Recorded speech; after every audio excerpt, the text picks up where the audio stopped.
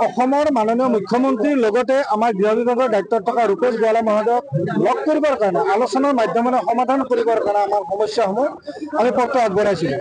কিন্তু তেখেতসকলে কোনো ধৰণৰ গুৰুত্ব আৰোপ নকৰি নতুনকৈ সিদ্ধান্ত গ্ৰহণ কৰিলে যে আকৌ ৫,০০০ গৃহৰক্ষী সদস্য তেওঁলোকে নিযুক্তি প্ৰদান কৰিব।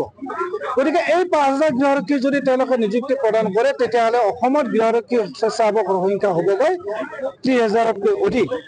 গতিকে এতিয়া আছে অসমত গৃহৰক্ষী সদস্য প্ৰশিক্ষণপ্ৰাপ্ত হ'ল ২৪,৬০০, কিন্তু প্ৰশিক্ষণপ্ৰাপ্ত গৃহৰক্ষী সদস্য থাকিব লাগে অসম গৃহৰক্ষী আইনমতে ২৩,৯৭৭ জন। আৰু অসম চৰকাৰে ২৩,৯৭৭ জনৰ পৰা ১০,৫৫০ জন গৃহৰক্ষী সদস্য কৰ্তব্যত নিয়োজিত কৰে আৰু আদাৰ এজেঞ্চিত আমাৰ ৫,০০০ আছে, মোটামুটি ১৬,০০০ গৃহৰক্ষী সদস্য নিযুক্তি হৈ আছে। গতিকে এই যে নিমিলা অংক এটা হৈ আছে, আমাৰ গৃহৰক্ষীসকলে বছৰ বছৰ ধৰি কিছুমান ডিষ্ট্ৰিক্টত ১.৫ বছৰ, ২ বছৰ, ৬ মাহ গৃহৰক্ষী, কিছুমান ৩ বছৰলৈকে কৰ্তব্যই নাপায়। তাৰ ফলত যদি আকৌ নতুনকৈ ৫,০০০ গৃহৰক্ষী অসম চৰকাৰে যদি প্ৰশিক্ষণ দিয়ে তেতিয়াহ'লে তেওঁলোকক ক'ত নিযুক্তি কৰিব? যিসকলে এই গৃহৰক্ষী বাহিনীত প্ৰশিক্ষণ লৈ পেলাই কৰ্ম কৰি আছে, তেওঁলোকৰ ল'ৰা ছোৱালীক ভৰণ পোষণ দি আছে, তেওঁলোকে ভৱিষ্যত কি কৰিব?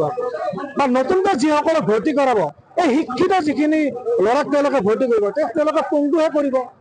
যে অসমৰ মাননীয় আমি এটা ভাবিবলৈ বাধ্য হৈছোঁ, অসমৰ মাননীয় মুখ্যমন্ত্ৰী মহোদয় এই এক নিৰ্বাচনী চমক অথবা কথাৰ ফুলতেৰে অসমৰ ৰাইজক এইটো জাগ্ৰত কৰিব বিচাৰিছে। গতিকে আমি সকীয়াই দিছোঁ, অসমৰ মাননীয় মুখ্যমন্ত্ৰী মহোদয় অসম গৃহৰক্ষী আইনখন যেতিয়ালৈকে সংশোধন নকৰে তেতিয়ালৈকে ৫,০০০ গৃহৰক্ষী নতুনকৈ নিযুক্তি দিয়াব নোৱাৰে।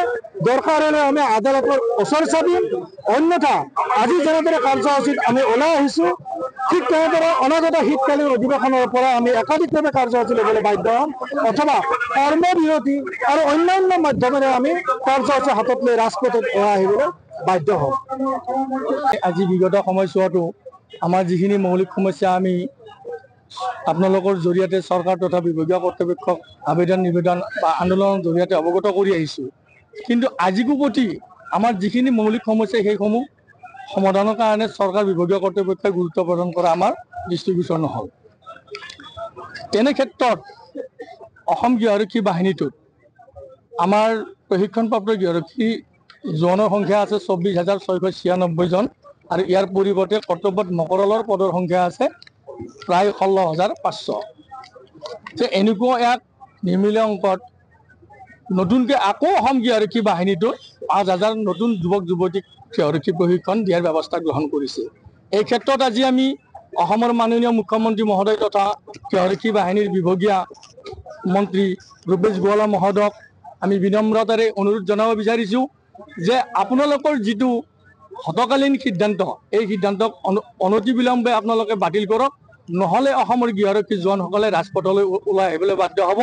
কিয়নো যিটো সময়ত আমি কৰ্তব্যত মকৰলৰ পদৰ সংখ্যাৰ বাবে আমি হাহাকাৰ কৰি থাকিবলগীয়া হৈছে, আমি ঘৰত ঠেলা চলাই মাছ বিক্ৰী কৰি বিভিন্ন কামত আমি ব্যস্ত হৈ নিজৰ ল'ৰা ছোৱালীক পোহপাল দিবলগীয়া হৈছে।